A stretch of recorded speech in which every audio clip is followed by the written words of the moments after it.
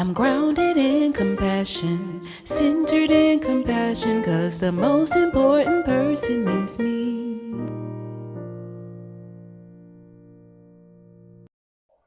Well, hello, everyone. I'm really glad you're here. This is real life, real compassion, where we talk about real stuff, real emotions, real stress, real healing. Because life is complicated and being human is not always easy. And here we learn how to meet life with compassion, not only for others, but compassion for ourselves in ways that are real, practical, and sustainable. I'm Dr. Belinda Douglas, the founder of Compassion Center of Georgia. I'm a certified senior CBCT instructor and compassion centered spiritual health clinician. My work is grounded in cognitively based compassion training. That training is an evidence based program that's developed at Emory University. And these conversations, real life, real compassion, they'll be informed by research, by some of my training, and then just by some of my lived experience. They're not prescriptions, they're simply reflections.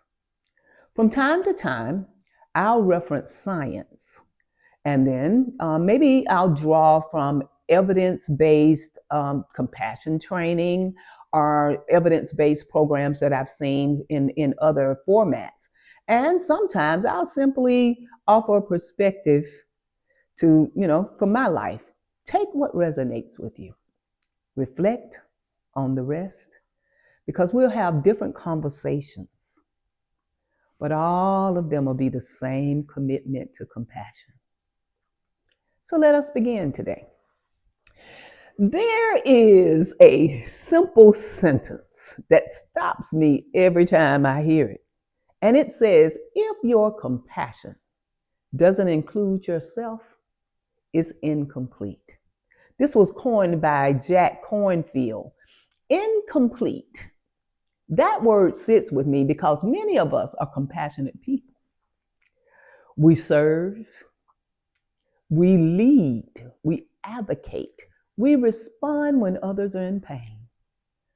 But when it comes down to ourselves, we do the opposite. We push through exhaustion.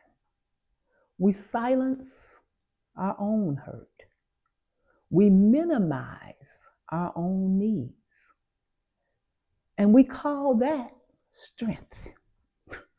But this is why my theme song says, you might have been wondering about that, grounded in compassion, centered in compassion, because the most important person is me. Now that line might feel bold, but here's what it really means. If I am not grounded, I react. If I am not centered, I project. If I'm not regulated, I escalate. The most important person is me means I'm worthy of the same compassion I so freely give. It really means I'm not an afterthought in my own life. It means that the same patience, the same type of gentleness, that same understanding I offer to others, I'm deeply in need of that too. The most important person is me means, let's think of it this way, that I am responsible for the presence I bring into every room. It means I can't pour stability into others from instability in myself. And see, I learned this the hard way. I don't want us to have to do that, right? Because there was a season when I was carrying so much. I had leadership responsibility, communities that, I was leading, and that was stressful. Emotional weight from other people's stories. I was compassionate to everyone. I was available, responsive, encouraging. I still am. But internally, during that time, I was depleted. I would leave meetings exhausted. I would replay conversations over and over at night. I would hold everyone else's emotions without ever asking myself, what am I feeling? I had compassion for the world. Then I realized I didn't have enough for myself. And slowly, I began to feel strained. Not because I didn't care, because it was really because I cared without including myself. And that's when I noticed, this quote, being inspirational and it started being instructional to me. If your compassion, Belinda, doesn't include yourself, it's incomplete. Incomplete compassion eventually becomes unsustainable compassion. Yeah, it sounds generous. It looks noble, but it quietly erodes you. When I began, though, practicing self-compassion, intentionally pausing, naming what I was feeling, acknowledging when something was hard or when I was overwhelmed, I didn't actually become weaker, just by saying that. I actually became steadier because it pointed me in a direction. My responses slowed down. My boundaries became clearer.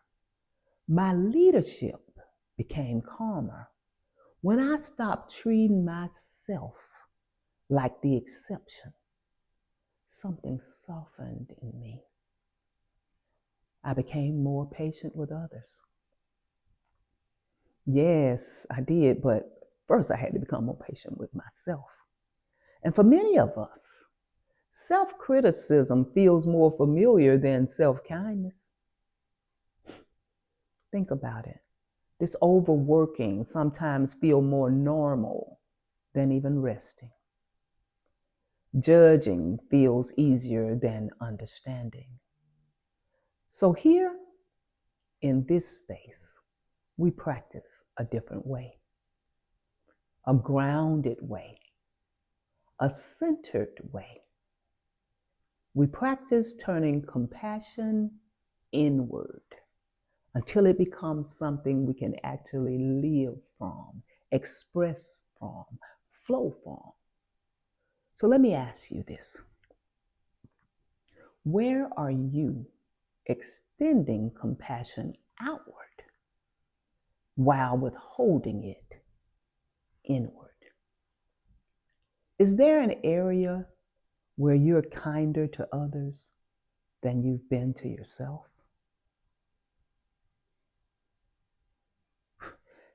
We're not fixing here.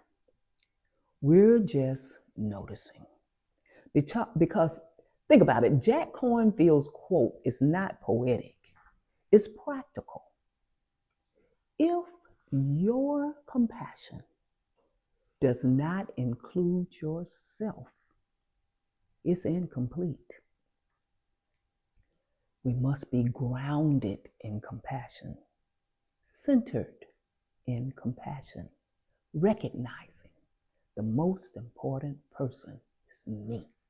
And when you include yourself, compassion becomes sustainable. This is real life. This is real compassion. And you are included. So today, let this conversation gently rest. Carry what strengthens you, and you can release what does not. Thank you for being with us. From all of us at Compassion Center, may your heart stay open, your spirit stay at peace, and may you live each day as a vessel of love, fully alive, fully free. See you next time. I'm grounded in compassion, centered in compassion, 'cause the most important person is me.